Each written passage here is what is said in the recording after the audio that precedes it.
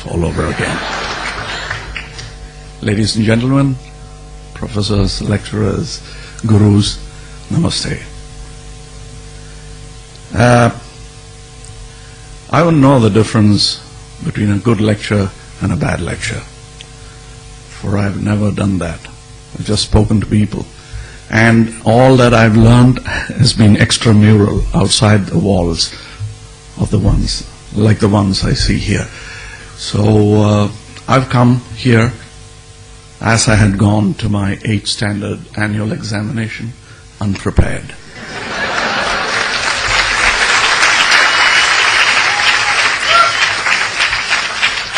And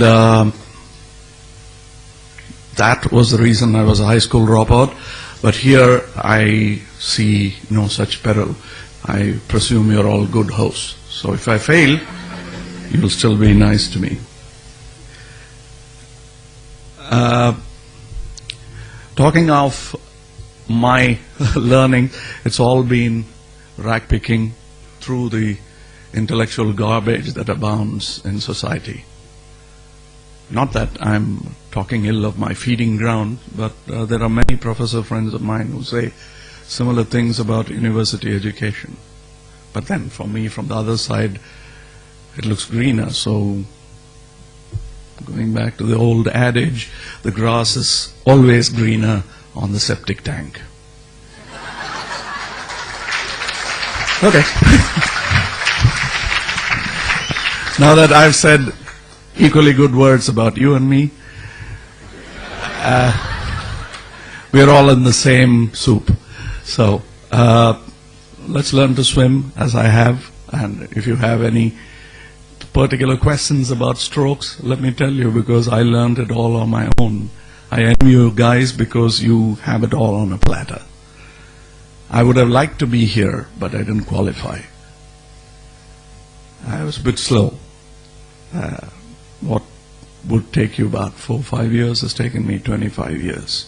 That's what happens when you don't have an agenda, an academician looking down on your syllabus, looking at your syllabus, and probably looking down too. Some of my professor friends say they're very unhappy the way the country is being educated.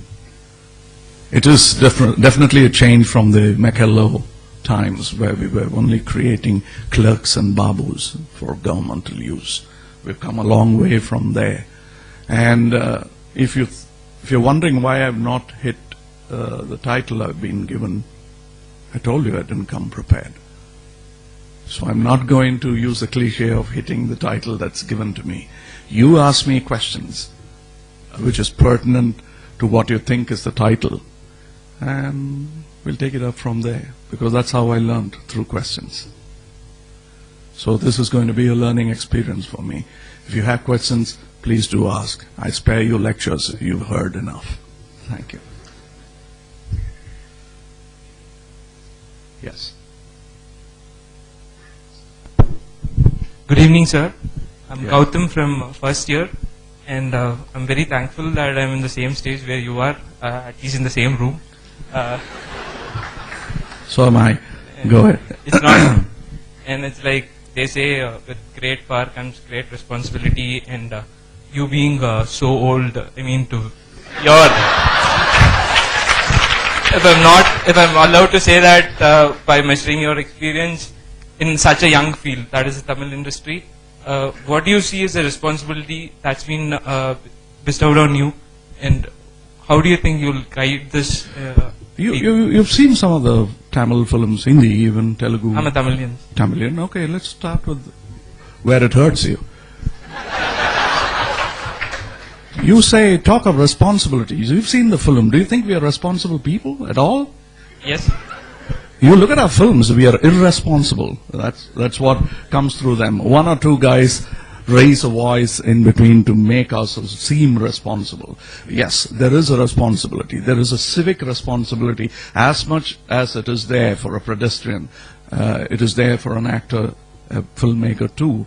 But we seem to have forgotten in pursuit of working for money bags. I know it is a management school, and I must talk to you about compromises and how to manage. You don't have to compromise. You still can make money. I'm a standing proof.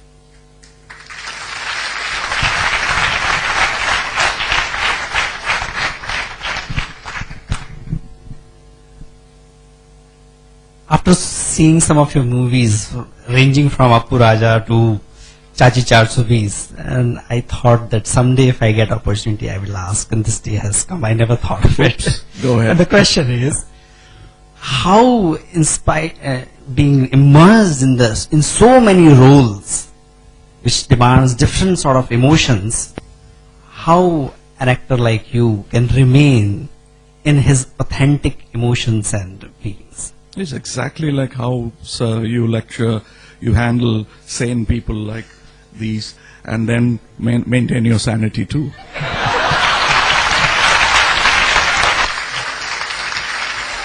So,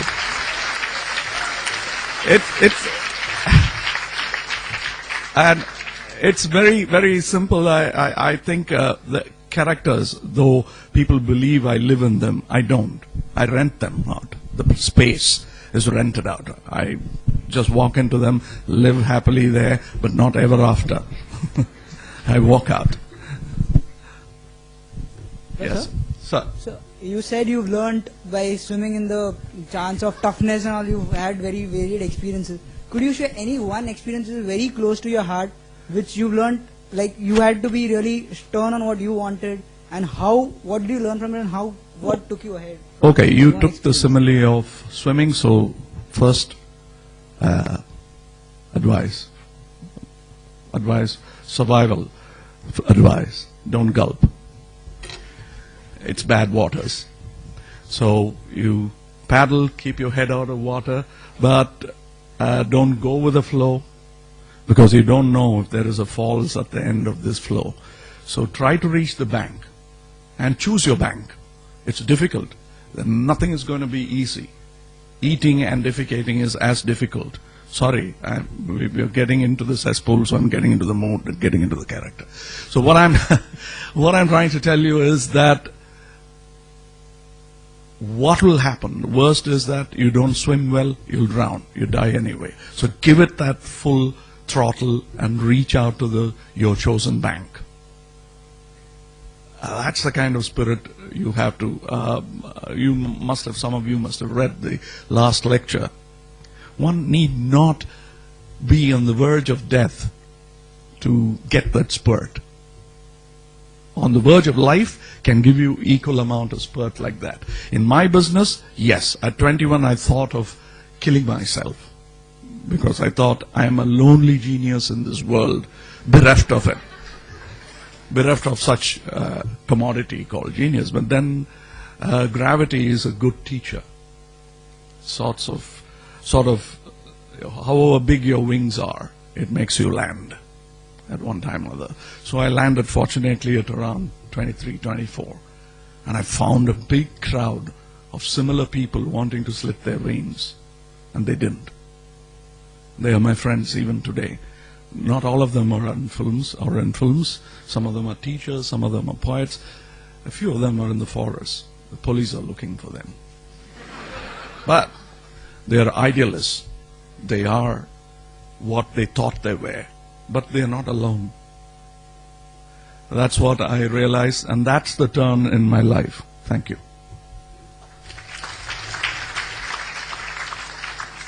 Sir, this is Krishna Prasad from Chennai. Needless to say, now I'm Mahabaram Rasigan. I have two questions for you. Like India is a powerhouse of talent. There is so much talent in this country, but why do you think we're not able to make the kind of movies that are made in Hollywood? This is my first question. Second question is, today if you see Indian films, many of them are made purely with a commercial purpose. Like just because call sheet of an actor is available, just because you need to make masala movies with complete disregard for script or screenplay. People start making movies. What's your take on this? And do you think this is healthy for the Indian film industry? Do you think just masala is good for health?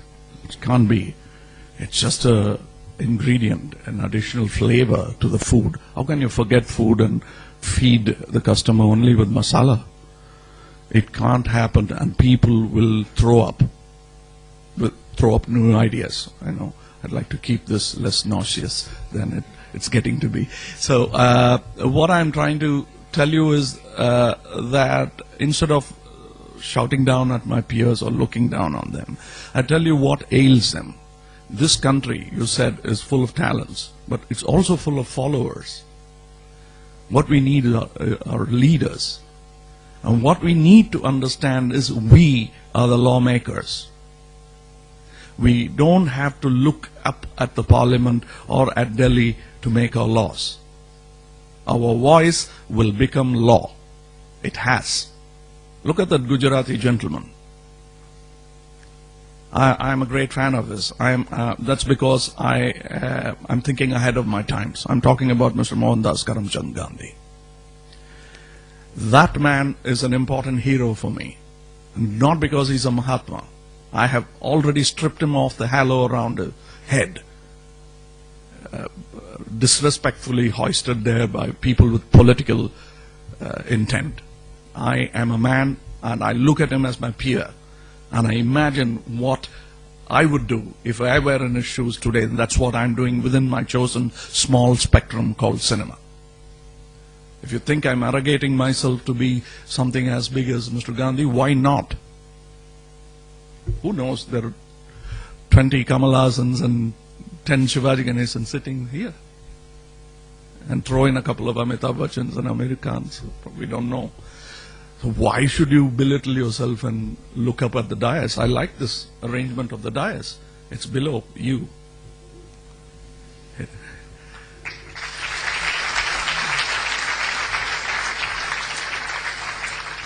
So I can